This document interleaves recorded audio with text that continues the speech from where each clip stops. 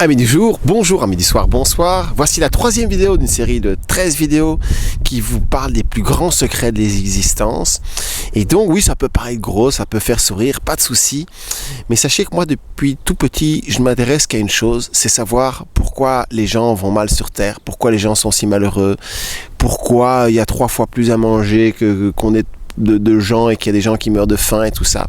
Je fais la politique, l'écologie, puis j'ai réalisé que la source des sources, mais il faut aller les prendre dans les mondes de l'invisible. Parce qu'en gros, le grand problème des humains, c'est que comme ils ne connaissent pas les mondes de l'invisible, comme ils ne savent pas comment ça se passe, comme ce monde, cette science a été confisquée par les religions, eh bien, effectivement, on ne sait pas ce que c'est. Alors, beaucoup de gens, ils vont même jusqu'à la, excusez-moi, mais la bêtise de dire « Oh, moi, les mondes invisibles, c'est la fuite. Moi, ce qui m'intéresse, c'est cette vie, ici, maintenant. » Foutaise.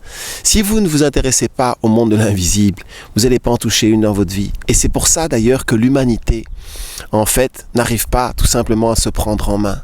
Le meilleur exemple que je connais, c'est est-ce que vous vous asseriez sur un nid de fourmis? Est-ce que vous désiriez dormir sur un nid de fourmis? Ben non. Eh bien, il existe des fourmis dans l'invisible. Et si vous ne les voyez pas, vous allez non seulement vous asseoir dessus, mais vous allez même peut-être dormir dessus. Puis alors, vous allez vous étonner que vous avez un petit peu mal partout et tout ça. En fait, on peut dire que la vie humaine, l'essentiel est invisible pour les yeux, comme le dit le Petit Prince. Et effectivement, on est là pour ça. C'est une des raisons pour lesquelles nous sommes là. Donc, je vais vous raconter l'histoire de Terre Gaïa et de ses âmes. Elle est très importante, car si on veut s'éveiller, il faut surtout d'abord se souvenir d'où on vient, d'où est-ce qu'on va et de ce qu'on fait ici.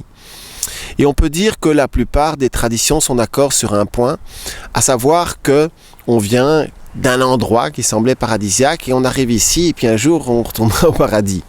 Voilà, c'est un petit peu ça l'idée. Et donc, je vous raconte une autre version de cette histoire. Bien sûr, la vérité, on n'arrivera jamais à la cerner complètement avec les mots, mais c'est très important de mettre dans notre intellect une autre vérité que ce que nous enseignent les religions, que nous enseigne le Nouvel Âge, qui est, ne vous leurrez pas, la religion la plus manipulatrice de toutes. Et il faut mettre une histoire de la Terre dans notre programme informatique. Et donc, je vous propose de mettre celle-ci, tout en se disant, bien sûr, ce n'est pas la vérité. Mais c'est déjà mieux que rien. Il y a très très très longtemps, nous vivions tous dans un grand bain d'amour, de tendresse, où tout n'était qu'évolution, art, travail sur soi, fantastique. Et puis il y en a quelques-uns qui s'embêtaient. Et ils ont été trouvés papa et maman divins et leur ont dit « Ouais, voilà, papa, maman, on en a un petit peu ras-le-bol et tout, votre monde il est trop parfait et tout. Et puis nous, on va faire encore mieux. On va vous montrer un monde où on n'est plus coincé dans vos lois et où effectivement, on peut avoir encore plus d'amour, encore plus de beauté, plus de joie. » Oui, écoutez les enfants, si vous voulez faire ça, allez-y, il faut bien que jeunesse se passe. Vous êtes en pleine adolescence, allez créer votre monde et puis voilà, je vais sortir des mondes divins, allez-y. Puis si un jour vous avez besoin de nous, vous nous appelez, on arrivera, d'accord?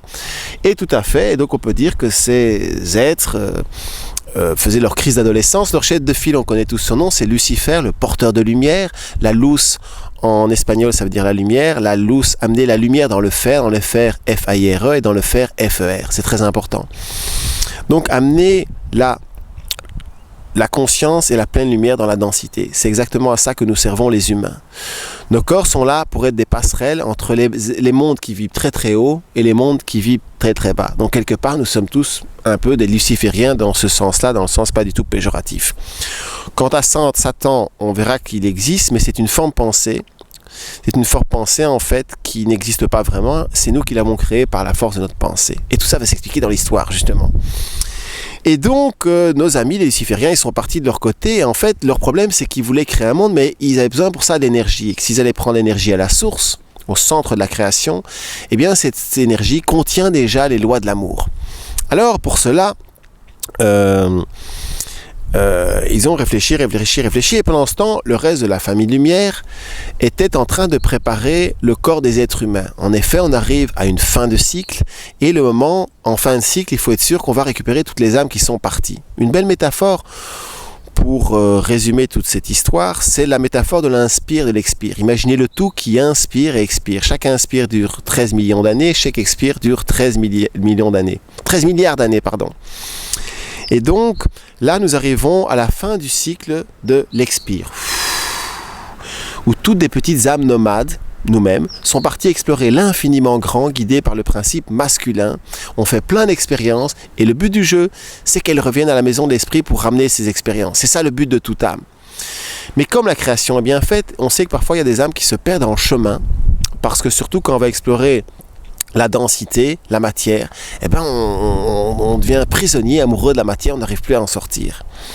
Et c'est pour ça qu'en fait, chaque petite âme se fabrique une photocopie, et sa photocopie, l'original, l'esprit original de l'âme, reste, si vous voulez, dans la maison de l'esprit, bien au chaud. Et elle laisse partir sa copie. Elles sont connectées l'une l'autre par un petit fil d'or. Elle va l'explorer. Et maintenant, le moment est de commencer le retour. L'inspire commence. C'est pour ça que, même si il y a des dieux et des déesses qui s'occupent de nous, ce sont surtout les déesses qui vont reprendre maintenant les mains de cette humanité, guidées principalement par le principe féminin, donc qui va à l'intérieur. Alors, ils ont commencé ce projet de l'être humain, la famille de lumière, et ils ont mis les graines, si vous voulez, de ce que nous sommes sur la Terre, sur Terre Gaïa. Et ces graines ont évolué petit à petit en passant par tous les règnes, les végétaux, les minéraux, les animaux, passer tous les animaux, et puis nous, en fait, les hommes, et on n'est pas encore tout à fait humain, je ne sais pas si vous avez réalisé. On sera humain le jour où la majorité d'entre nous participeront à un système qui donne un futur à nos enfants. Car excusez-moi, mais même si je sais qu'il y a quand même beaucoup d'amour sur Terre, on ne peut pas dire que c'est un amour très élevé si d'un côté on aime ses enfants et de l'autre on participe à un système qui détruit leur futur. À la fois, je ne blâme personne, personne n'est coupable, et vous verrez qu'on fait tous un travail très très difficile et qu'on est sur le point d'y arriver.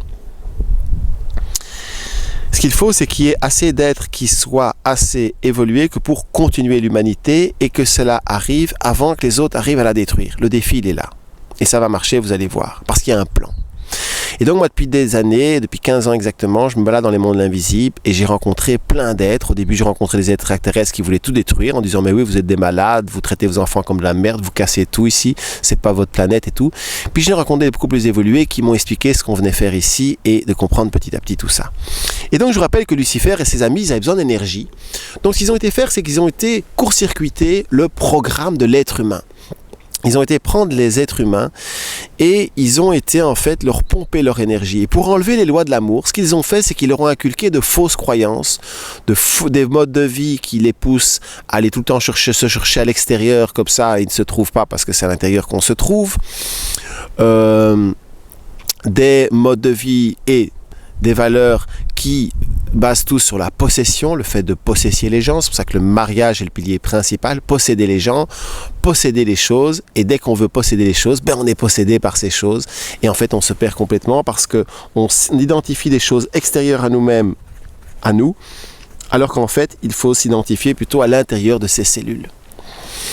Donc on reprend notre petite histoire, c'est difficile de ne pas faire plein d'apartés, et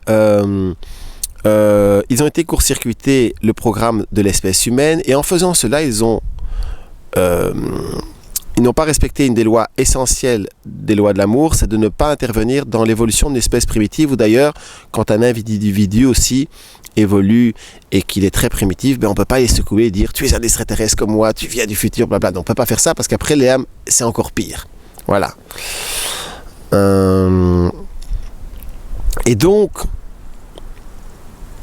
en faisant ça, ils se sont eux-mêmes éjectés des mondes divins, et si les mondes divins étaient un petit cercle, on peut dire qu'ils ont été juste à l'extérieur des mondes divins. Et ils ont commencé à manipuler l'espèce humaine. Dans un premier temps, ça s'est relativement bien passé. Ils sont restés quand même, ils continuaient d'élever les enfants de manière juste, parce qu'il n'y a pas une manière patriarcale et une manière matriarcale d'élever les enfants.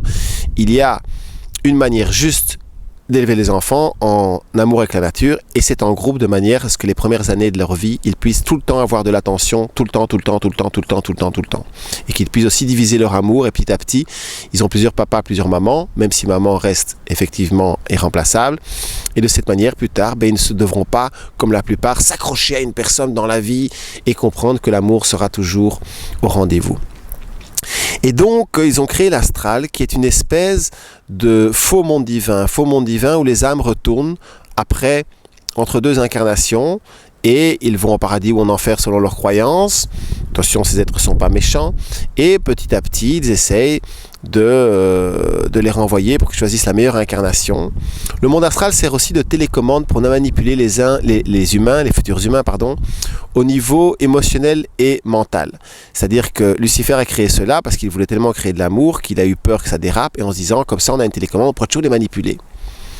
Dans l'astral, en fait, toutes nos pensées deviennent réelles. C'est pour ça que les religions manipulatrices comme les catholiques et le Vatican créent des saints de toutes pièces, je dis bien créent des saints de toutes pièces, arrêtez de les vénérer, et elles vont créer des entités dans l'astral, et ces entités après vont avoir du pouvoir et vont manipuler. Le problème, si vous voulez, c'est que dans l'astral, il y a aussi l'image que nous avons de nous-mêmes qui se reflète. Et comme beaucoup de gens, eh bien, il y a toute une partie de nous qu'on ne veut pas voir et qui prend souvent le dessus. C'était le cas de Lucifer. Et comme il n'a pas voulu voir sa partie, entre guillemets, qui se trompait, il n'a pas voulu comprendre que sa famille lumière est très importante et que sans elle, il ne peut pas créer, et bien, du coup, il est arrivé ce qui est arrivé, à savoir que son double astral a pris le dessus. Et ce double astral, on peut l'appeler Satan. Satan, effectivement, c'est le contre-type, si vous voulez, de Lucifer. Et une forme de pensée qui arrêtera d'exister le jour où on arrêtera d'y penser, et donc en fait qui a décidé de faire la révolution. Il a fait comme Lucifer, il a voulu se détacher de ses concepteurs, et il s'est dit, écoutez, moi je me nourris de l'astral, l'astral se nourrit des humains et je contrôle les humains, j'ai plus besoin. Et donc en fait, la création de Lucifer, un peu comme avec Frankenstein, est devenue autonome, est devenue folle, et est partie de son côté, et a commencé à faire souffrir de plus en plus les humains, pas par méchanceté, mais parce que tout simplement, c'est plus facile de faire vivre des émotions fortes en faisant souffrir quelqu'un qu'en le rendant heureux. Il suffit d'un peu le souffrir, le torturer. Et c'est ça la facilité. C'est pour ça d'ailleurs, Shatan, ça veut dire la facilité en hébreu. Et donc, Lucifer et ses amis, ils ont paniqué complètement, ils ont appelé papa, maman, ils ont dit, regardez, ça dérape complètement, et l'expérience a vraiment dérapé de plus en plus. On peut dire que tout ça avait lieu à peu près 2-3 000 avant Jésus-Christ. C'est à ce moment-là que les soi-disant civilisations patriarcales, qui n'ont rien à voir avec le père, je vous le dis, et le masculin, ont commencé à envahir la planète. Et Satan, effectivement, est devenu le feu Dieu unique, histoire que vous sachiez que le pape est vraiment le représentant de Satan sur Terre, c'est pas de la blague. Et donc, c'est difficile à comprendre quand même. Satan, il veut faire souffrir, et le pape, il dit, au plus tu souffres, au plus tu as la chance d'aller au paradis ensuite. Ok, donc c'est quand même pas mal. Et donc, voilà, c'est important de comprendre effectivement ce qu'on nous cache dans notre histoire, ce que les religions nous cachent, c'est qu'avant l'an 2-3 000, la plupart des civilisations sur Terre étaient de type matriarcal, mais en fait, on n'employait pas ce mot, parce que ça, matriarcal sous-entend que c'est le pouvoir aux femmes, et c'est pas du tout ça. C'est un vrai équilibre entre les femmes, les hommes, les enfants, les animaux, les cristaux, la nature et tout ça. Et donc ils ont appelé tonton Michael, qui est un être androgyne, qui a débarqué avec son épée. Très important le concept de l'épée, parce qu'il y a ceux qui restent, ceux qui partent, et surtout il y a tout ce qui en nous va être découpé au scalpel. Donc le principe, il est très simple. On en reparlera abondamment dans les autres vidéos. Il faut que vous préparez à au moins intellectuellement comprendre que tous les heures de vie, toutes les croyances et tout ce que nous enseigne le Vatican n'est pas juste. C'est très très très important. Et l'archange Michael et tout ça, ces forces sont là. Nous, on les connecte maintenant tous les jours. Et il y a une grande alliance qui s'est formée pour effectivement qu'il y ait un maximum d'êtres qui puissent rester sur Terre et que les autres partent tout simplement en guérison. Voilà. C'est une manière un petit peu courte. Vous pouvez retrouver cette histoire plus en détail dans une BD qui se trouve dans mon dernier bouquin 2012 et que vous pouvez avoir même gratuitement en allant sur mon site. Si vous n'avez pas d'argent, alors peut mieux faire. Gros bisous, je vous aime. Et n'oubliez pas que malgré les apparences, nous aimons tous et toutes depuis l'éternité. Bisous.